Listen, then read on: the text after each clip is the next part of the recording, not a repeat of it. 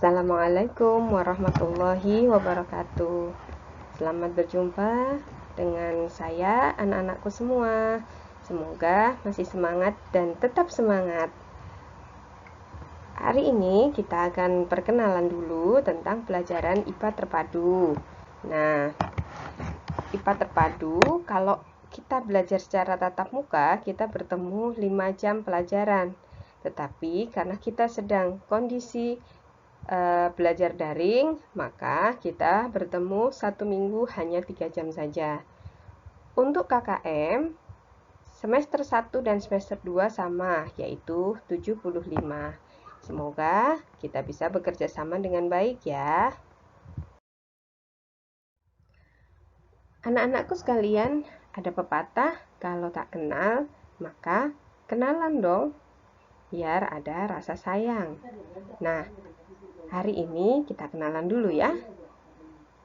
Seperti yang terpampang di depan kalian, nama saya adalah Uni Purwati. Saya mengajar IPA terpadu. Hobi saya adalah membaca novel. Dan saya mengajar di Tena 2 sejak Juli 2009.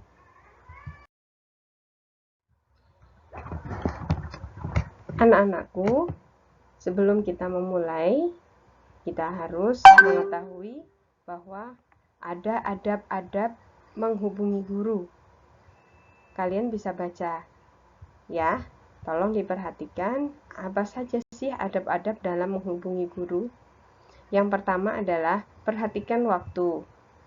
Jadi pilihlah waktu yang tidak mengganggu guru kalian. Misalnya saat istirahat, saat sholat, ataupun di atas jam 20 malam, yaitu di atas jam 8 malam.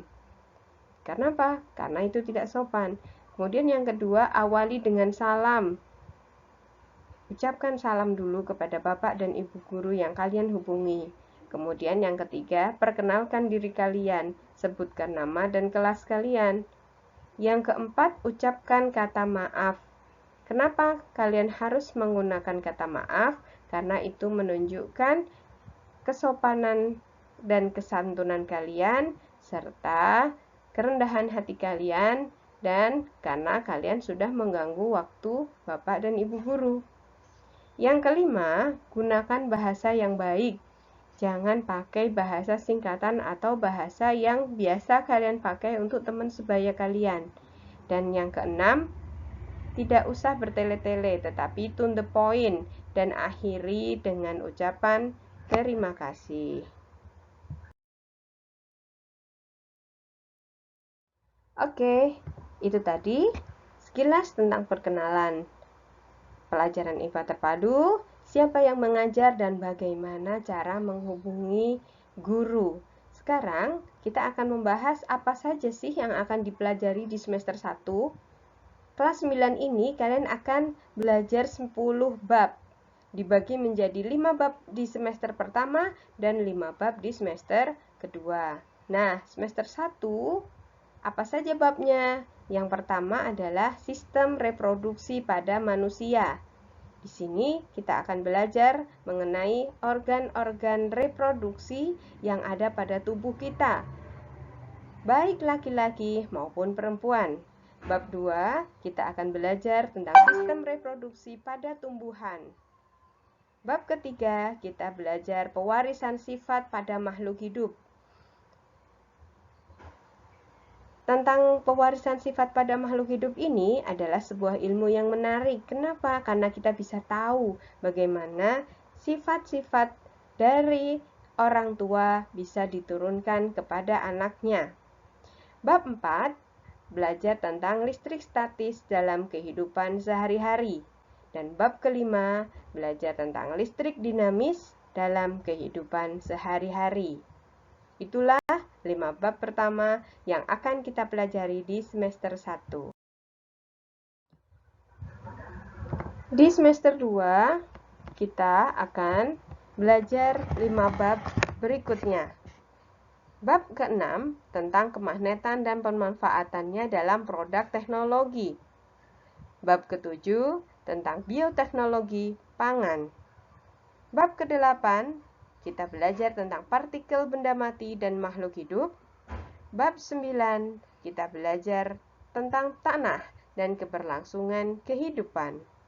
Bab terakhir, yaitu bab 10, adalah belajar tentang teknologi ramah lingkungan. Semoga ke-10 bab tadi akan dengan sukses kita pelajari bersama. Jadi, kita harus terus semangat belajar IPA terpadu. Sebelum kita mulai, Ibu akan menyampaikan bagaimana tata cara belajar IPA di kelas 9 ini. Mungkin berbeda dengan pelajaran yang lain, tapi harus tetap Ibu sampaikan. Di sini, kalian harus menyiapkan 2 buku tulis khusus IPA. Kenapa kok 2 buku tulis? Nanti yang satu untuk buku catatan dan yang satu untuk buku tugas. Jadi, buku tugas itu nanti bisa dikumpulkan di sekolah dan diambil saat harus diambil. Biasanya, Ibu mengumpulkan kapan kalian mengumpulkan tugas dan kapan kalian harus mengambil buku tugas kalian.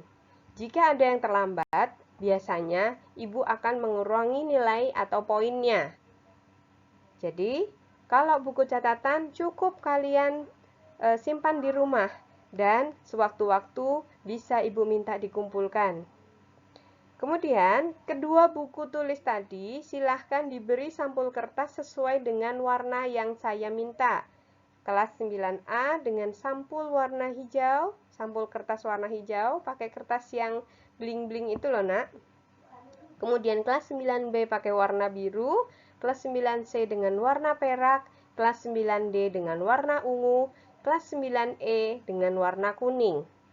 Jangan lupa, di setiap buku, di sampul depan, silahkan kalian pakai tempelan kertas warna putih, tulis dengan lengkap, jelas dan harus terbaca. Apa saja yang ditulis? 1.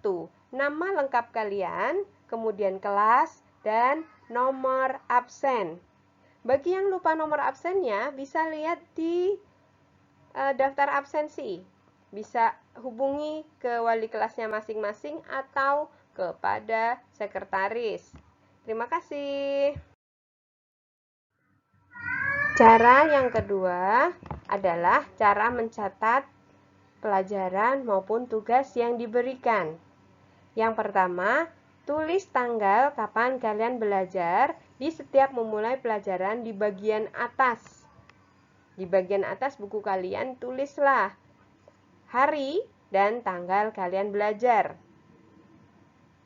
Atau saat kalian ada tugas, ya. Jadi, pokoknya kalau ada catatan, tulis tanggal dan harinya. Kalau ada tugas, tulis hari dan tanggalnya, jangan sampai lupa. Kemudian, catat hal yang perlu dicatat atau diminta dicatat oleh guru.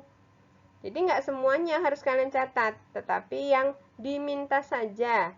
Atau catatan penting yang sudah diberikan oleh guru kalian. Dan yang paling penting adalah poin yang ketiga. Buku tidak boleh dicampur dengan mata pelajaran apapun. Baik, semoga sudah jelas. Karena masih sering ditemukan buku yang tercampur baur di situ. Satu buku digunakan untuk 10 mata pelajaran. Nanti saat belajar bingung, saat harus dikumpulkan bingung. Makanya jangan sampai itu terjadi dan terulang kembali. Ibu tadi sudah menyampaikan bagaimana aturan buku tulis. Kemudian bagaimana cara mencatat dan sekarang bagaimana cara mengerjakan tugas. Sama seperti saat mencatat. Jangan lupa tulis hari dan tanggal saat mengerjakan tugas. Kemudian beri jarak antara satu tugas dengan tugas yang lain. Tidak harus di lembaran baru, tetapi bisa jadi dengan kalian beri garis penutup. Paham ya? Kemudian kumpulkan tugas yang diberikan guru tepat waktu sesuai dengan yang diminta. Kenapa harus tepat waktu? Karena kalau terlambat atau tidak tepat waktu, maka nilai kalian akan dikurangi. Dan kalau sudah terakumulasi atau terkumpul beberapa banyak tugas, maka tugas kalian tidak akan bisa diterima dan itu artinya nilai kalian kosong. Yang keempat, ambil tugas yang sudah dikoreksi setelah diminta oleh guru untuk diambil. Harus segera. Perhatikan, harus diambil di mana, jangan banyak pertanyaan. Kemudian, buku tugas tidak diperbolehkan dicampur dengan mata pelajaran lain. Semoga jelas ya anak-anakku. Oke, tadi kita sudah berkenalan dengan bagaimana pelajarannya, kemudian berkenalan dengan siapa gurunya, berkenalan dengan bab-bab yang akan kita pelajari pada semester ini maupun semester depan, kemudian bagaimana cara belajar IPA, apa saja sih yang harus dipersiapkan, ada 1 buku tulis, 1 buku tugas, serta bagaimana cara mencatat dan bagaimana cara mengerjakan tugas sudah Ibu jelaskan. Semoga kalian bisa memahami dengan baik. Kalau ada pertanyaan, boleh silahkan ditulis di Google Classroom atau di grup kelas kita. Good luck, semoga kalian semua bisa lulus dengan memuaskan dan bisa melanjutkan ke sekolah yang kalian inginkan. Wassalamualaikum warahmatullahi wabarakatuh. Sampai jumpa pertemuan berikutnya. Thank you. I love you all.